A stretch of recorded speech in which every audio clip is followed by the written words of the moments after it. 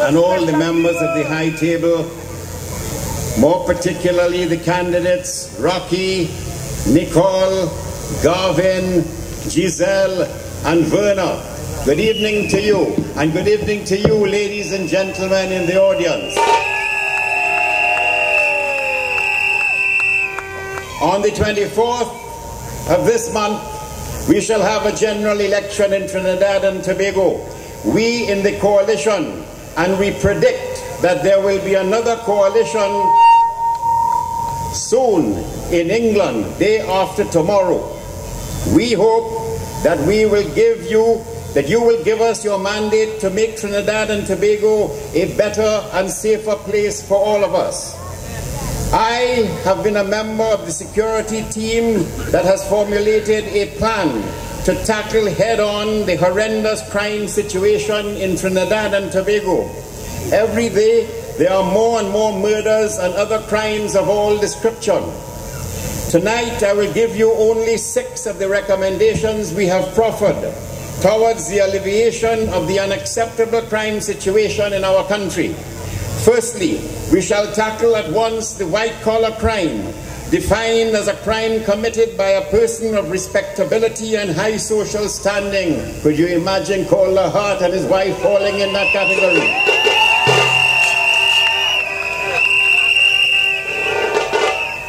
It is now so obvious to all that that is a common type of crime in Trinidad and Tobago. It is crystal clear to us that the authorities are reluctant to tackle this type of crime because apparently many of them and or their colleagues and or their families and or their friends are involved in it. We promise that we shall not be afraid, nor bashful, nor reluctant to tackle this type of crime with full force to ensure that the vagabonds are brought to justice and that the monies are returned to you, the people of Trinidad and Tobago. Secondly, we shall ensure that quite apart from protecting wrongdoers in the police service, as our authorities have been doing recently, we shall deal swiftly and decisively and sternly with police officers who use our police stations to deal in illegal arms and ammunition and drugs. Many times even using the police station as a protected place of immunity for the storage of these items. And while on this matter of rotten police officers, and they are in the minority, I tell you, ladies and gentlemen, we shall ensure that all illegal drugs and firearms are disposed of in the full sight of all of the public, so that there can be no justifiable reason to suspect that these drugs and guns and ammunition ultimately go to the crooked police officers who decide where they will end up.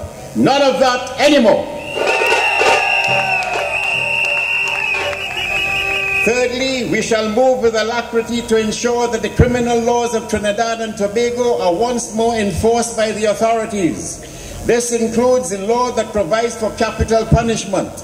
We shall make a decision once and for all about capital punishment. If we are not for it, we will make that decision. If, on the other hand, the public of Trinidad and Tobago is of the view that it should be carried out, then it will so be carried out. Fourthly, we shall effect transport reform legislation to assist in the control of our roads. More than 80% of crime is motor vehicular related, so that by taking command of the roads, we shall effectively reduce the overall incidence of crime.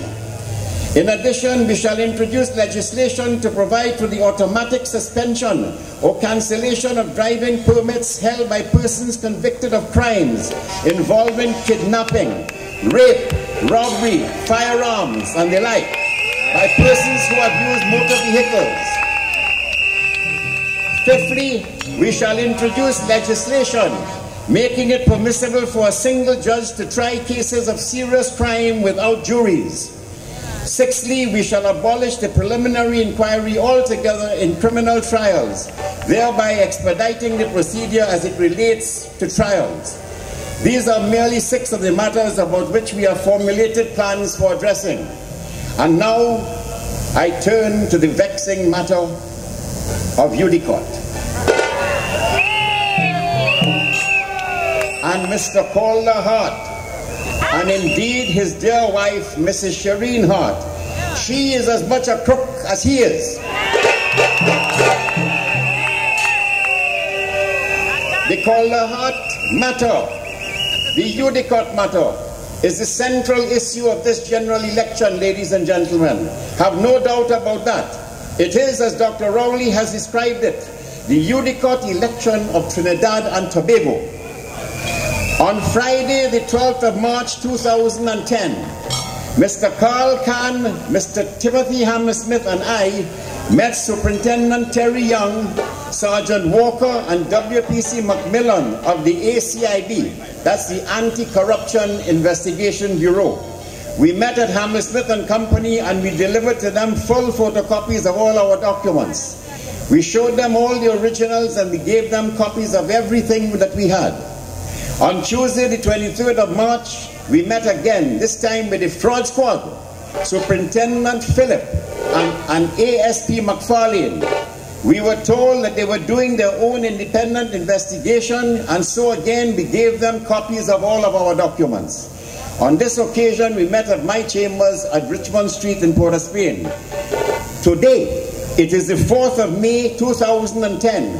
The police have those documents more than 6 weeks, and to date there's no mention by them that they have authenticated the documents. Every time we inquire, we are told no authentication as yet. As recently as last week, I was told, you know, Interpol really takes a very long time to work. In the meantime, we learned that Superintendent Terry Young was summarily dismissed from the Anti-Corruption Investigation Bureau and transferred to Guard and Process Division. But here is the problem. We have been informed that the documents have indeed been authenticated by the Malaysian authorities.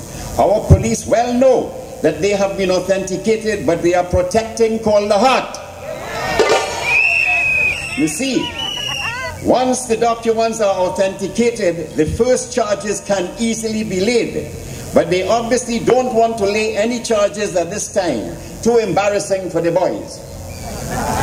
On Friday last, Mr. Timothy Hammersmith and I revealed that we had information that Calder Hart was to return to Trinidad yesterday to be charged with perjury, and that he would be allowed bail in the sum of $1.5 million and allowed to leave once more. That thereafter the state would apply for a gag order so as to zip our mouths the same way Manning zipped Rowley's mouth.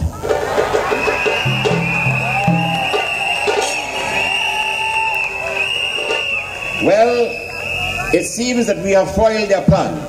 So he has not as yet been brought back, but the scheme is still on, and we continue to watch their every move. Imagine, ladies and gentlemen, we are watching every move of our own police, our Attorney General, our Prime Minister. These are the people who are supposed to protect and serve us. Well, bonche. They are protecting and serving themselves. That's right. Do you trust those people? No! Can you trust those people? No! The Prime Minister has much to answer, so much to explain. He has jumped to the defense of Calder Hart at every turn. He has renounced our own Trinidadian people in the defense of Calder Hart, calling persons jilted lover, the tyranny of the lynch mob. Many can talk, but few can build. And Mr. Imbert, I know it's not the man, saying, why should there be a commission of inquiry at all into Udicott? The Prime Minister has acted disgracefully. How can you trust such a man? He it was who told Calder Hart to break anchor and vamoose out of Trinidad and Tobago as quickly as possible. Tell us, Mr. Manning, and I'm using his style now. Mr. Manning, tell us, we need to know what exactly that did you tell Calder Hart that made him move like Usain Bolt? What exactly did you say to him?